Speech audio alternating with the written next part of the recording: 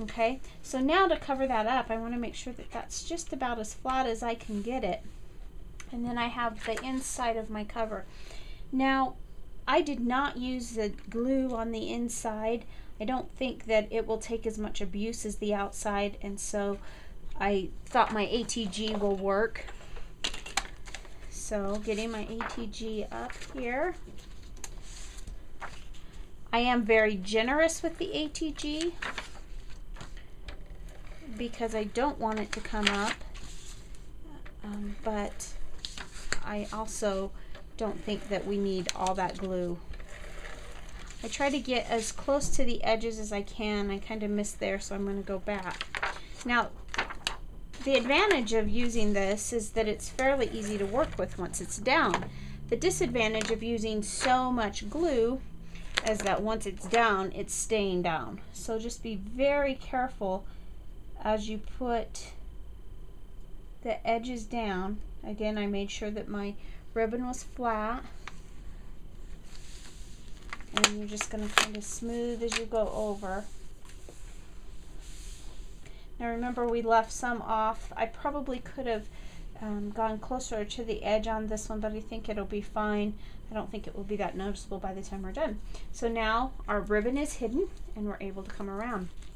Now another thing that I did, if you look at the front, I went ahead and finished that off. And I took a piece of scratch paper. By the time you've cut all of your pages from 12 by 12 paper, you have lots of little scraps. So I took a piece of scratch that matched one of my pages, and I cut it at the 7 1/8 wide, and then this is about 5 inches tall. And then I took another scrap, just a solid color scrap, and put that on the top. And then when I use my ATG gun, I just put it down on 3 sides. I'm going to show you how to do that in just a second with this one. Now the first thing that I want to do here is I want to take my corner punch. I know that this is going to be the rounded corner on my back cover. Now this paper isn't a paper you'll see in my book because it's actually the back side of another piece of paper, but I thought it was kind of neat. And before I put it away, there's something else I want to do that I did with the front. I want to take my frayed burlap distress ink from Tim Holtz, and I don't have a ink applier, and some people, we can just go around the edges with the pad, but instead I have these old makeup wedges I have, and I'm just going to go around the edges, just kind of ink the edges, give it a little bit of extra dimension, kind of give it make it stand out a little bit from the page that it's going on. Just takes a second here. In other projects I've done, I've inked around the whole, several of the pages. At this point, I'm choosing not to do that with this one. I just want to make this one stand, this particular pocket stand out. So that's all done. I'll set that aside. And I'm turning it over on the back side. I want to be careful. I want to get as close to the edge as I can because my goal here is to form a pocket. So I want as close to the edge as I can to make a nice strong pocket.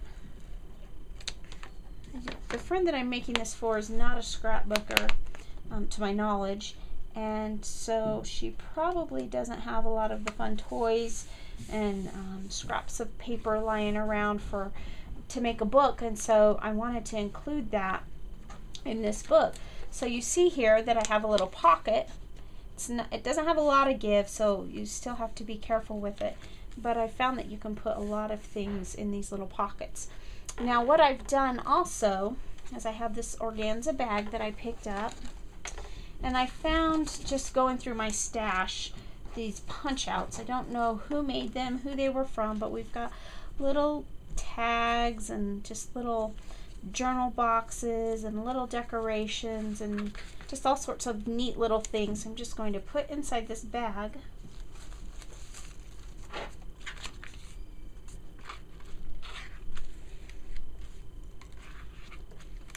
And then it will just tuck in that pocket.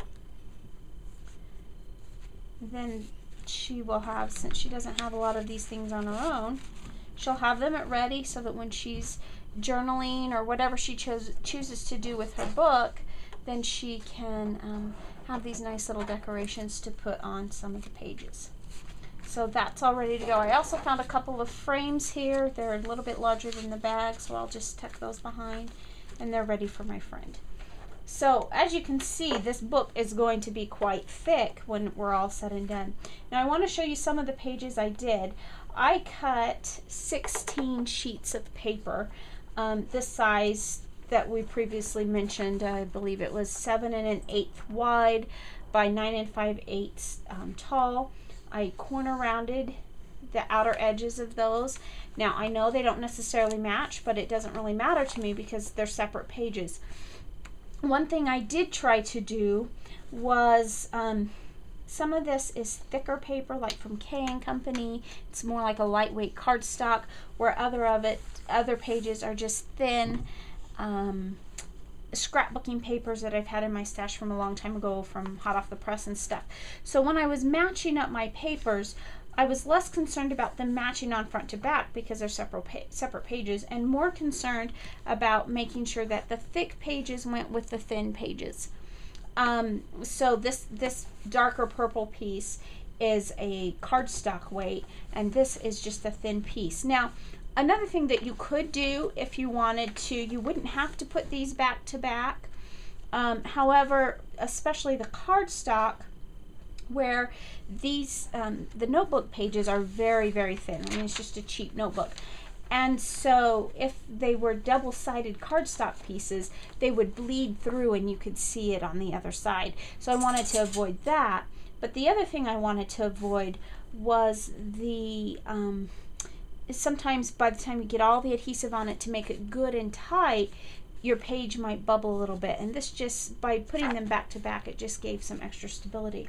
So I went through, and about every 10 to 12 pages I did a page on front and back, and this just adds some interest. It'll be some fun things to do. Every once in a while I put a stamp. You can't even really see this stamp here, but I used one of my distress pads and a stamp, and I just stamped it. Some pages I didn't stamp. This paper was already I lined it up so that it looked like there was a stamp in the corner, and that's how I cut the paper. So I just did that periodically. Like I said, this is a 100-page notebook, so about every 10 to 12 pages I did that. And the bottom of this, I have a Tim Holtz stamp here. This is from the French Connection. There are lots of them here. One says, "Encourage your hopes, not your fears." And there's a little bird, and I put the "Encourage your hopes" up in this corner and the little bird in this corner. I used the Sunny Days stamp pack, and I used this little acrylic stamp for that one, this little polymer stamp for that one. And then on another page, I'll show you in a minute, this is a really pretty page. And I just took one of my distress ink, I believe it was the Puma Stone, and I took this large flourish that is in here and inked it up really well, and then applied it in the corner, and it just almost looks like it came printed on the page, but it's just a stamp that I use. And this is from Ink Boutique, and just something I picked up at my craft store.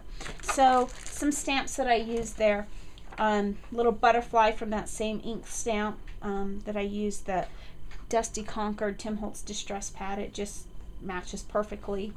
This one was from that same Ink Boutique stamp set, and it's actually 3 different sets that say Live, Laugh, and Love, and I used my Puma Stone Distress Pad on that. So just kind of random here and there, I added some things. So I only have 2 more to attach, and I just want to take you through that. It's very much like the back. You want to be very careful when you put it down, because once it sticks, and it sticks very well. However, I've discovered that if it looks bad enough, I'll just trim off some extra.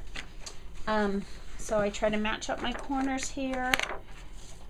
Let's move this piece out of the way. Matching up my rounded corner edges. Being careful not to apply any pressure until I know that I've got it as straight as I can get it, and then just smoothing it down. Again, you're going to have this edge, but it's really necessary that that is there, and by the time you get your pages written on and decorated, it won't be a problem, because you won't even notice the focus, but for the strength of your book, it needs to be that way. So, one last set of pages. And I'm really liking the way these papers are coming together for this book.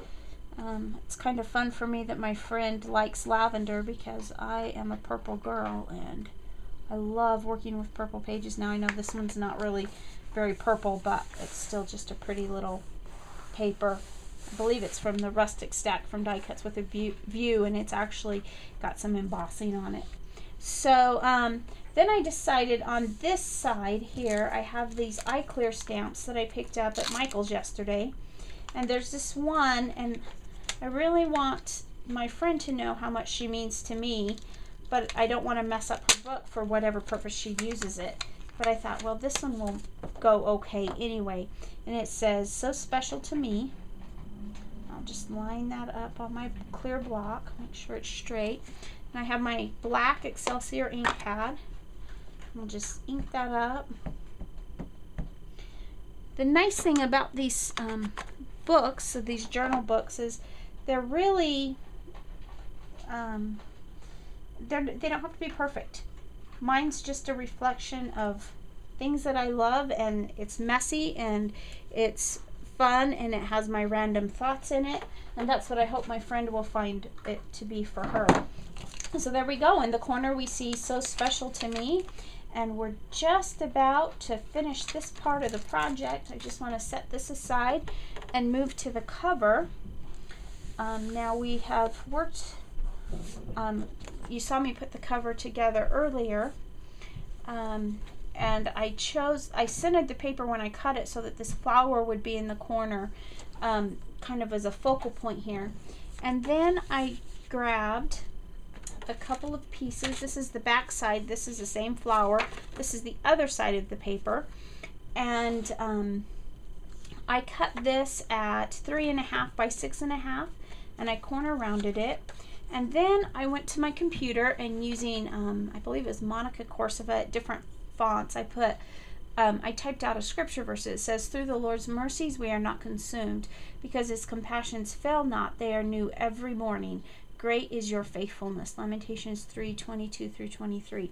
And this is actually one of my favorite passages of scripture, but it meant something special. I wanted it to be a reminder to my friend. She's starting a new journey in her life, a new era in her life, and sorry about that camera, guys. She's a bit, there are some concerns with this new phase in her life, and I just wanted her to remember how faithful her God is. So I also, before I put that down, I took my